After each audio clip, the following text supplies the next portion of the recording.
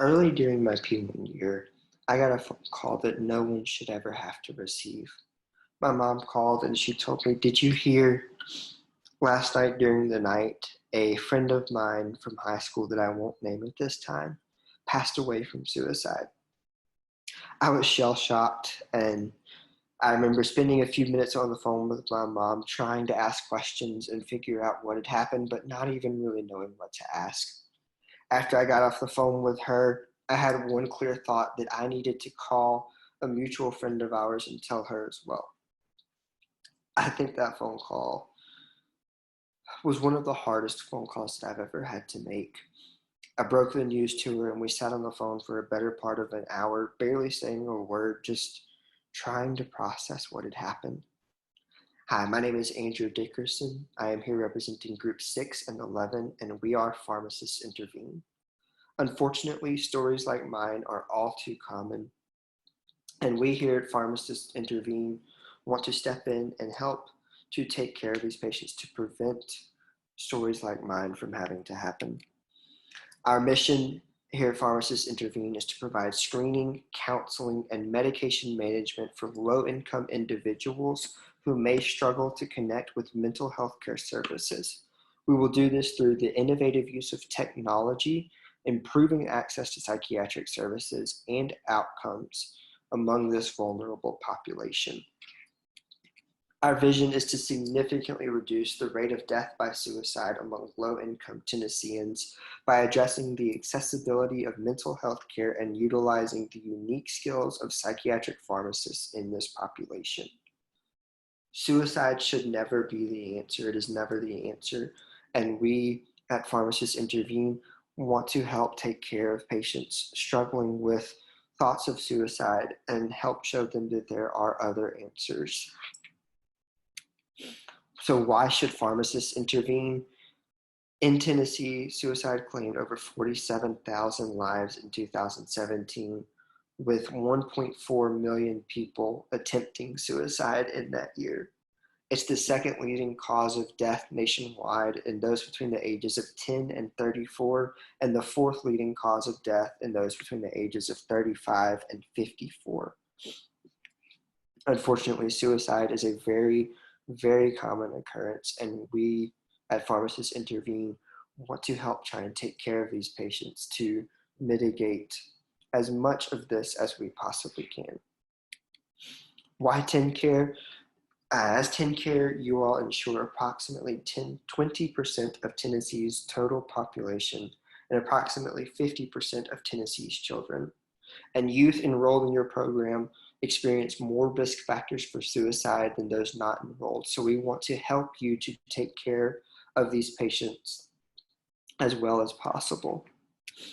For our business structure, we wanted to keep things simple to be able to focus on patients. On the patient care side of things, we will employ pharmacists, psychiatrists, and mental health counselors, all to help take care of patients. And then because our service is primarily based in an application and technology, we will have an IT department of software designers and tech support to help us build and maintain our application.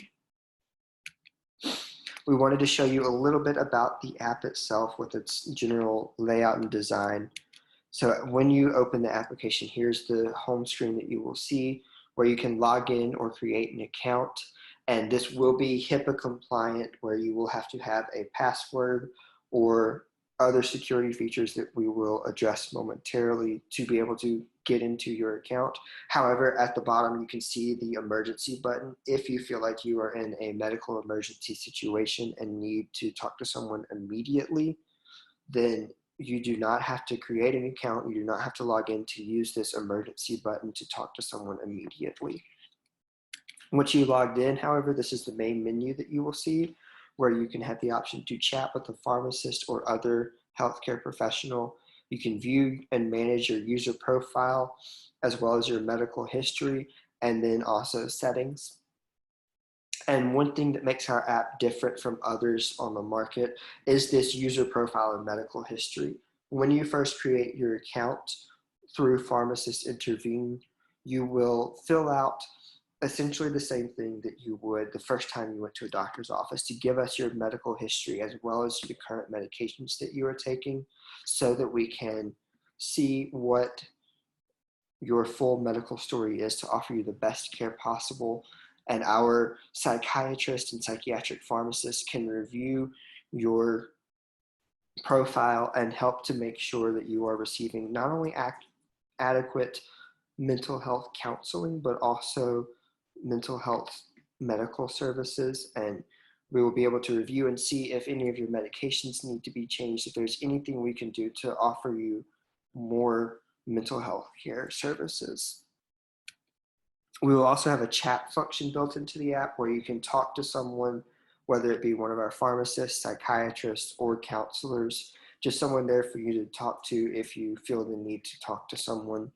And as you can see, it is based in a very simple text style layout, which we will address more momentarily. Some other features of the application are we will have location services, and this is so that if something happens to a patient while we are communicating with them, we have access to their location to be able to send emergency medical services to them should the need arise.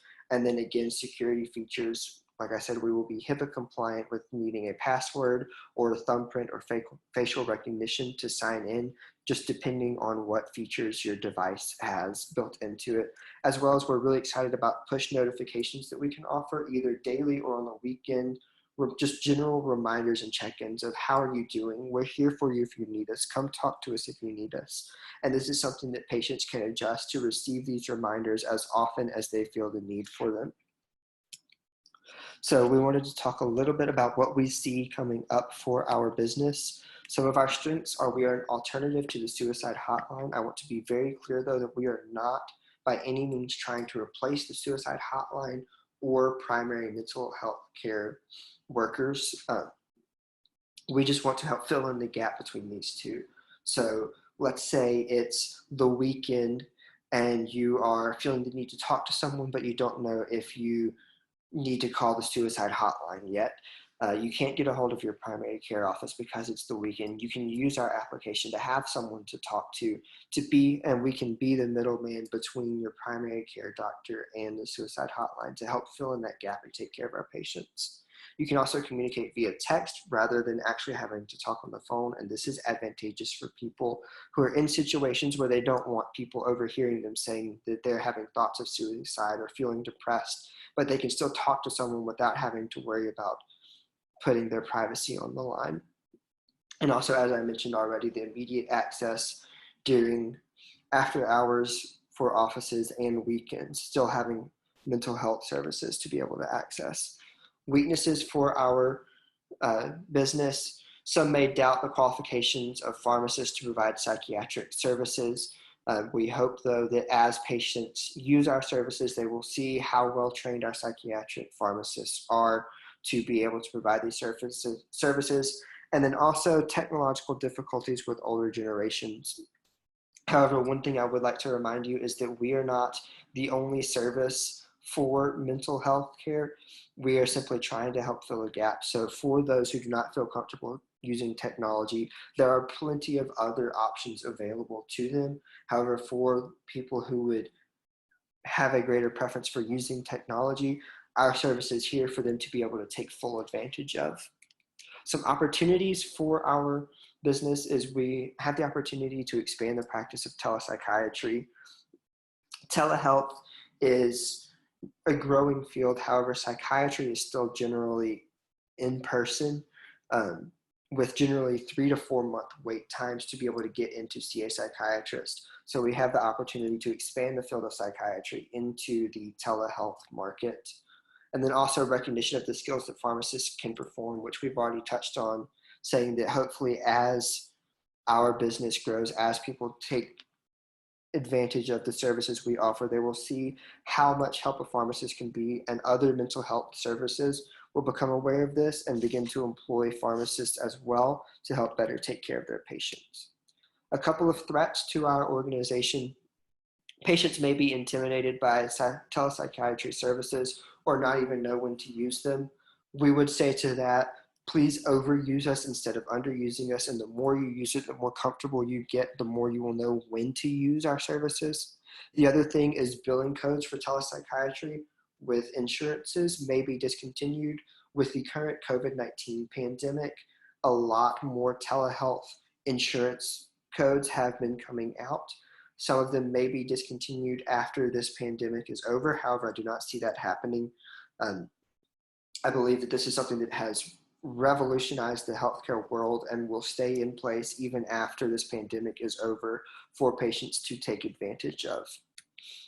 So what we need from you, we will cover 14,000 of your patients year one at the cost of $12 per month per patient, which comes out to $2.016 million total cost for year one, which this may seem like quite a bit of money. However, I would like to draw your attention to a statistic that says that for every dollar spent on suicide prevention efforts, you save $2.50 in the cost of an attempted suicide or a death by suicide later on.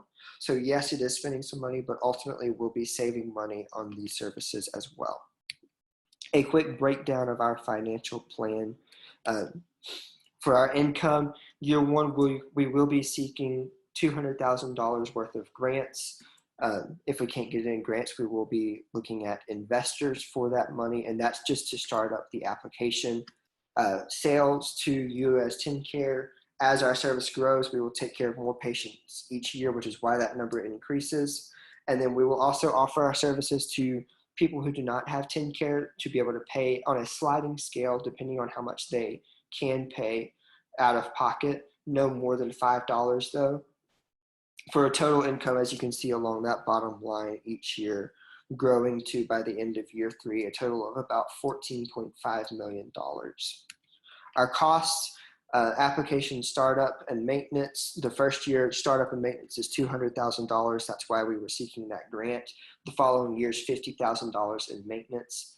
And then our salaries, including benefits, growing each year as we grow our business and employ more individuals. However, still enough that our bottom line comes out to, by the end of year three, we will have made a profit of $7.372 million. Just a general overview to put all of the bottom line numbers on one page. You can see our costs for years 1, 2, and 3, our income each year, and our total revenue at the end of 3 years. So with that, what questions do you have for us? And thank you so much for your time and attention.